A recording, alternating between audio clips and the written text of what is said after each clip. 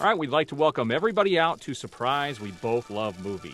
We've got Coming to America 2, which is streaming exclusively on Amazon Prime. Now, if you're a fan of Arsenio Hall and Eddie Murphy, you loved Coming to America. It's been over 30 years since that movie came out, and now we get to see what happens to now King Akeem and his loyal subject and family. So in this updated version of this story, we find out that King Akeem is now in a little bit of trouble politically. His country is adjacent to another country, which is ran by Wesley Snipes. And Wesley Snipes plays a very interesting character in this movie. Yes, he does. One of a kind. He brings something special to this role. I think he was definitely one of the highlights of this film. And he and Eddie Murphy's characters are kind of contentious. And the only way that they can make things better is if their two families unite. Now, somehow at this time, we realize that Eddie Murphy has all girls from his wife that he married in the first one. I can relate. That's when it comes to light that Arsenio Hall suddenly remembers that there might be a chance that when he was visiting America, there's something he's not quite remembering.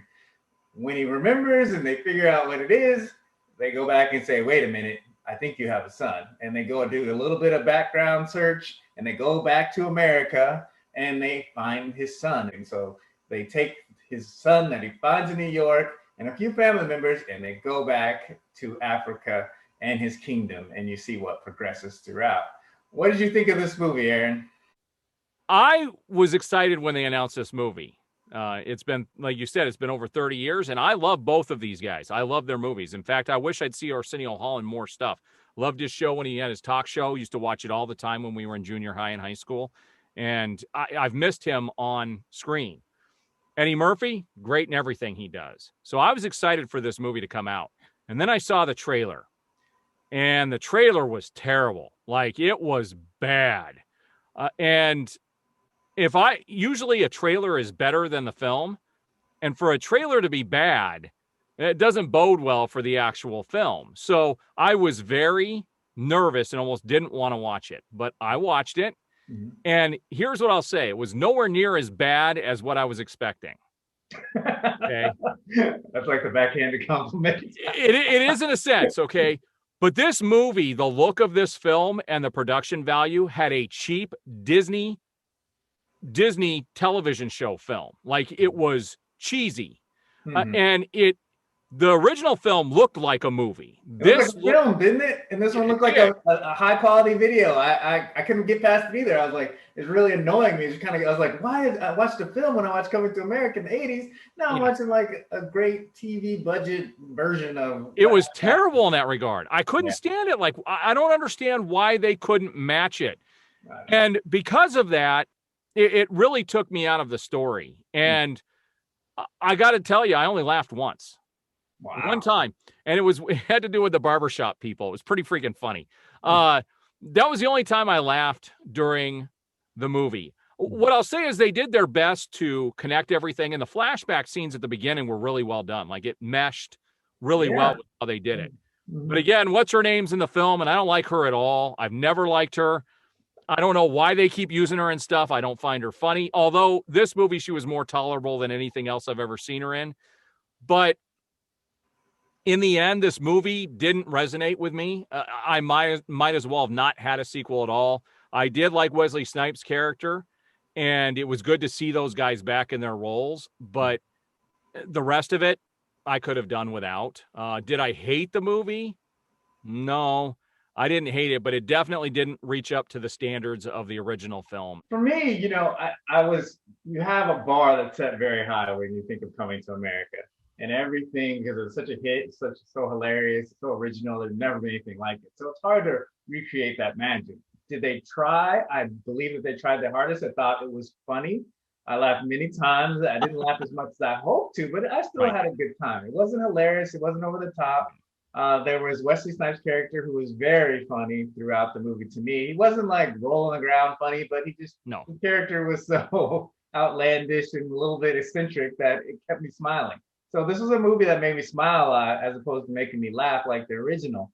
James Earl Jones had a lot more to do in this movie than he probably did in the first one, and I found his scenes very funny. And at one point at the beginning of the movie, he basically decides he's going to honor himself with great a great party and a celebration of life, so to speak. And I thought that those scenes were very humorous. But like I said, it made me smile. It didn't make me laugh.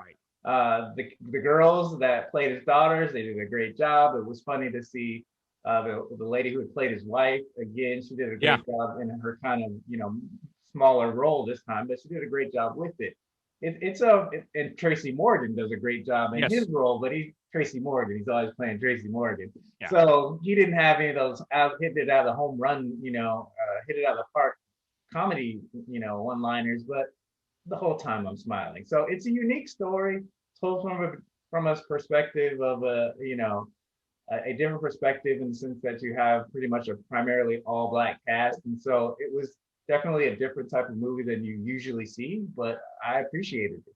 It's not as funny as the first one, but it still holds up. So while it wasn't the great story, it wasn't a great comedy, I would say that you could sit down with your family definitely and watch this movie and smile and laugh. It's a good family movie, but it's not a great comedy like No. the first one. And I want to mention something about making it a family comedy, because this is something that the first was not. And this is the disconnect that you have with the two films and what's happened over time, because the first film, they would never be able to make that first film today because they objectify women a lot in that first movie, especially in the first 20 minutes of the film.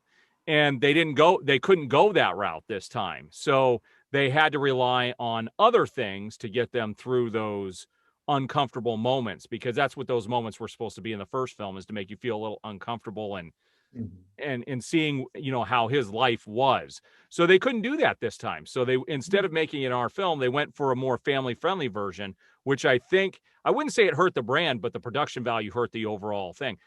The thing that's great, like you said, I think it's the characters that carried this movie. Had it not been for the characters themselves, I think this movie would have failed miserably. Yeah. What's your score on this movie? So my score on this, I give it a 6. And that's as a movie score. As a film score, there's no film score. For me, I was able to give it 2 scores. As a movie, it wasn't what I expected. I felt like the first Coming to America was like a 9. This Coming to America, I went up from you. I thought it was a 7. It's entertaining. If you go and you spend your 2 hours, you're not going to feel like you're gypped. You're not, but understand that it's more of a whole movie than the first one was, which was more of a comedy. As a film, it does have some very interesting concepts about, as you get older, sticking true to the things that you kind of fought for when you were younger. There's a lot about women that wasn't, touched on at all in the first movie, but this one is definitely a more of a female empowerment movie. And, just because, his daughter went through some situations where she was the heir to the throne, and he was willing to throw that away at one point and say, you know what, I have a son now. And it kind of touched on some things that you could, that were enlightening that were more enlightening than the first movie would have ever even touched on. So I was able to give it a 6 as a film, but a 7 as a movie. Overall, I had a good time with the movie. It's not great, but it's good. And if you love Coming to America, I definitely suggest you watch it. It's not as funny as the first one, but it still will make you smile and probably make you laugh. If you're in the right mood, you'll have a good time. Yeah, I think you would have to be in the right mood, because like I said, I only laughed once. You're not a comedy guy. I am hard on comedy. Yes, I am very hard on comedy. And this one, it was enjoyable though. So you won't hate it. And like you said, I think if people watch it, it's worth watching. All right. So we would like to thank everybody for coming out. If you haven't subscribed yet, subscribe, hit the notification bell, and you can hear us on all the different podcast platforms that are out there. And we appreciate all the support thus far. So that's all we have for you this week. I'm Aaron Fisher. I'm Lamont Lovejoy. See you guys next time.